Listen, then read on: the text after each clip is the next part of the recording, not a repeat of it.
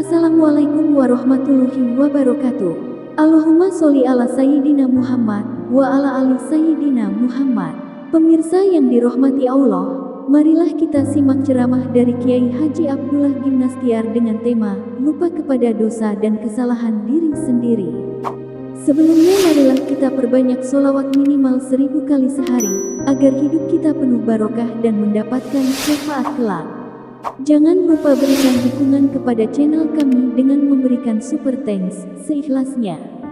Marilah kita doakan semoga Agim sekeluarga dan para penonton YouTube ini diberikan kesehatan dan diberikan kebahagiaan dunia dan akhirat. Amin ya robbal alamin. Siapa yang hidupnya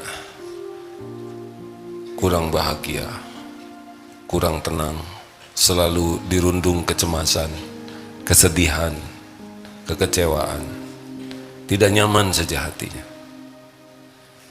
Mengapa ada orang yang hidupnya tidak pernah tenang? Kira-kira ini karena apa, hadirin? Kalau di sini ada batu besar, di sini ada makanan kesukaan, ini perumpamaan ini selalu dikeluarkan. Di sebelah kiri ada ular berbisa. Dua-duanya tidak kelihatan. Informasi mana yang terpenting yang kita inginkan? Tentang makanan kesukaan, tentang ular yang membahayakan? Tolong dijawab. Jadi ternyata yang terpenting bagi kita, kalau pikiran sedang normal, itu bukan yang kita sukai. Yang terpenting bagi kita ternyata apa yang membahayakan diri kita. Benar? Tapi hari-hari kita tidak memikirkan bahaya itu. Hari-hari kita sibuk dengan keinginan. Inilah awal penderitaan kita. Jadi yang penting ternyata tentang yang bahaya atau yang menguntungkan. Nah, sekarang yang membahayakan diri kita siapa? Presiden atau diri kita? Mana yang membahayakan diri kita? Tetangga atau dosa kita? Dosa pendamping hidup atau dosa diri sendiri? Tapi kesalahan yang kedua, kita sangat sibuk dengan dosa dan kesalahan orang lain. Jadi kesalahan pertama kita adalah kita sibuk dengan yang kita sukai, yang kita inginkan, bukan dengan yang membahayakan. Tapi ketika jernih pikiran, kita tahu yang membahayakanlah yang lebih penting kita tahu. Nah, sekarang kalau kita sudah tahu yang membahayakan, siapa? Orang lain, dosa orang lain, atau dosa diri sendiri? Yang membahayakan dosa diri sendiri. Kesalahan kita yang kedua adalah sangat sibuk dengan kesalahan orang lain, sampai lalai kepada dosa diri sendiri. Apa bukti bahwa dosa diri sendiri ini membahayakan? Yang sering kita bahas surat Al-Isra ayat 7. A'udzubillahi minasyaitonirrajim. In ahsantum li anfusikum wa in asatum falaha. Jika engkau berbuat baik, kebaikan itu untuk dirimu sendiri. Engkau berbuat buruk, engkau berbuat jahat, maka kejahatan itu untuk diri sendiri. Jadi yang mencelakakan kita, yang membuat kita sengsara, celaka, binasa, ditimpa musibah, keburukan siapa? Gak mantap jawabannya. Keburukan siapa? Bagus. فَمَنْ يَعْمَلْ مِثْقَالَ ذَرَّةٍ خَيْرًا يَرَهُ وَمَنْ يَعْمَلْ مِثْقَالَ ذَرَّةٍ شَرًّا يَرَهُ. Sekecil apapun akan kita lihat balasannya, nggak tertukar. Semua dosa kita ibarat menyimpan paku, menyimpan jarum, menyimpan beling, menyimpan pisau, menyimpan bambu runcing, menyimpan ranjau, persis di tempat yang akan kita injak. Jadi kita simpan dan kita nginjak. Itulah dosa. Ma asabaka min hasanatin faminallah. Kebaikan apapun datangnya dari Allah. Wa ma asabaka min sayyi'atin famin nafsik. Keburukan apapun yang menimpa kita dari diri kita sendiri. An-Nisa 79. Wa ma asabakum min musibatin fabima kasabat aydikum wa ya'fu an katsir. Musibah apapun yang menimpamu adalah buah dari tanganmu sendiri.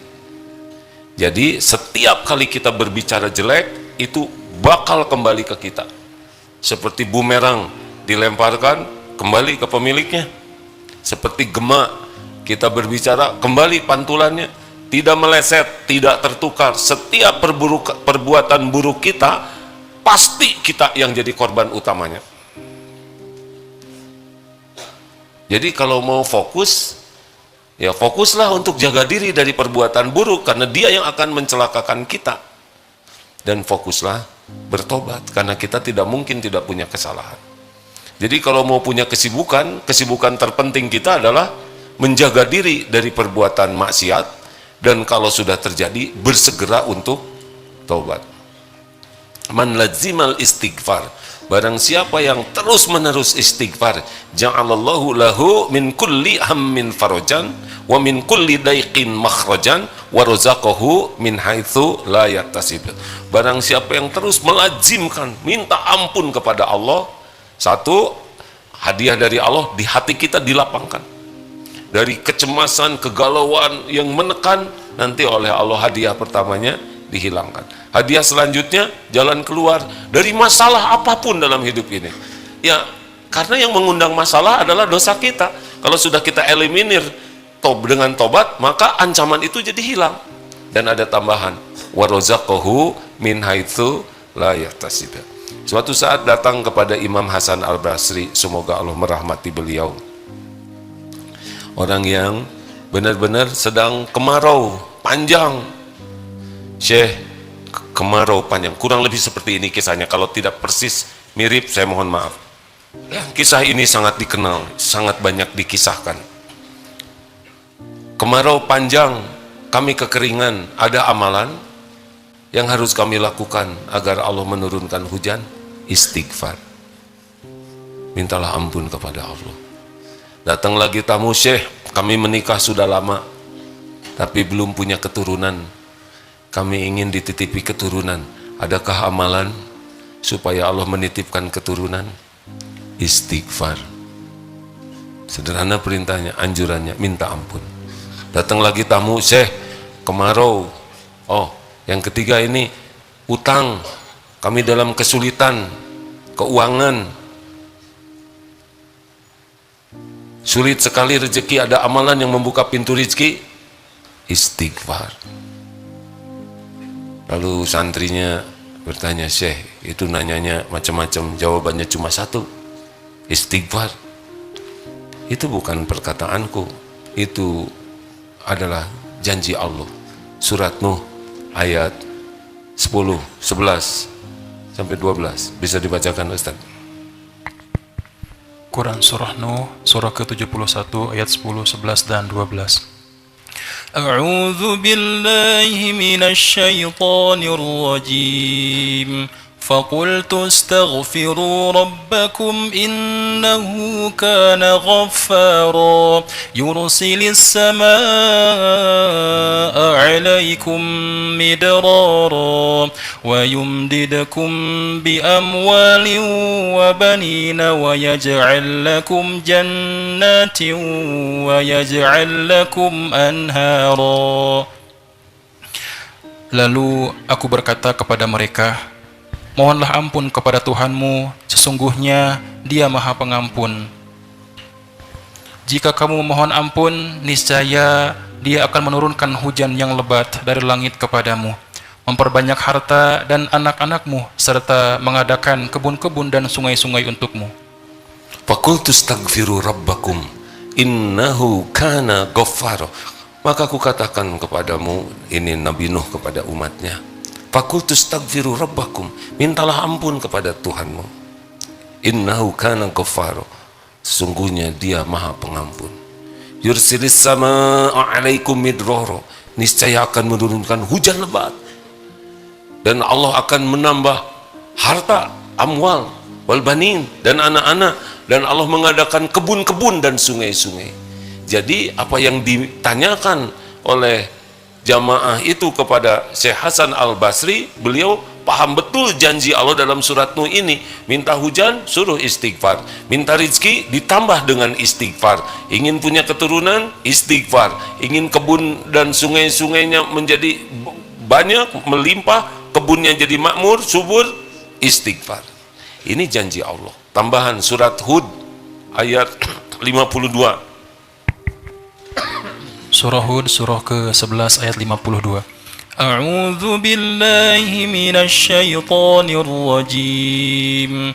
Wa ya qaumi astaghfiru rabbakum thumma tubu ilaihi yursilis samaa'a 'alaikum midrara wa yazidkum quwwatan ila quwwatikum wa la tatawalla mujrimin.